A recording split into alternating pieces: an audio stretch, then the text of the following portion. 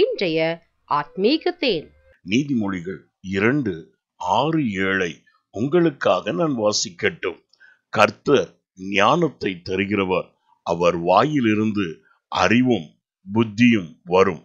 அவர் நீதிமானுக்கென்று மெய் ஞானத்தை வைத்திருக்கின்றார். உத்தமமாய் நடக்கிறவர்களுக்கு அவர் கேடகமாய் இருக்கின்றார்.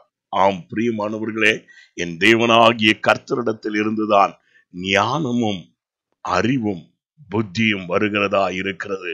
நீயோ கர்த்தருடைய பார்வையில் நீதிமானாய் நடந்து கொண்டார். உன் படிப்பிலே நீ செய்ய வேண்டிய எல்லா வேலைகளையும் முன்கூட்டியே செய்கிறவனாய் இருப்பாய் என்று சொன்னால், என் தேவனாகிய கர்த்தர் உத்தமனுக்கு துணையாய் நிற்கிறவர். அவர் நீதிமானுக்கு மெய்ஞானத்தை வைத்திருக்கிறார். ஆம், ஒன்றான மெய்தேவனாகிய இயேசு கிறிஸ்துவை அறிந்து கொள்கிறது தான் மேன்மையான அறிவு.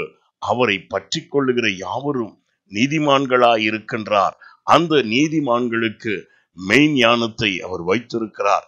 நீ உத்தமத்தில் நடப்பாய் என்று சொன்னால், உலகத்தில் உள்ளதான எல்லா கேட்டுக்கும் பொல்லாப்புக்கும் அவர் உன்னை தப்புவித்து வழி நடத்த வல்லவராய் இருக்கிறார். நான் உங்களுக்காய் ஜெபிக்கட்டும். எங்களை அளவில்லாமல் நேசிக்கும் அன்புள்ள பிதாவே, இந்நாளிலும் ஆண்டவரே, நீர் உம்முடைய பிள்ளைகளுக்கு மெய்ஞானத்தை வைத்திருக்கிறபடியால் அவர்களுடைய தொழிலில் காணப்படுகிறதான எல்லா கடினங்களையும், குடும்பத்தில் காணப்படுகிற சில சிக்கல்களையும் மாற்றி போட்டு சமாதானத்தினால் நிரப்புவீராக. உத்தமமாய் நடக்கிறவர்களுக்கு நீர் கேடயமாய் இருக்கிறபடியால் நன்றி.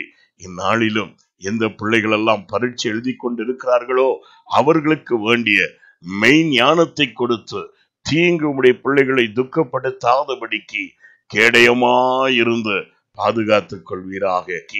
கேடயமாயிருந்து பாதுகாத்துக் கொள்வீராக. இயேசுவின் நாமத்தில் பிதாவே, ஆமென். God bless you.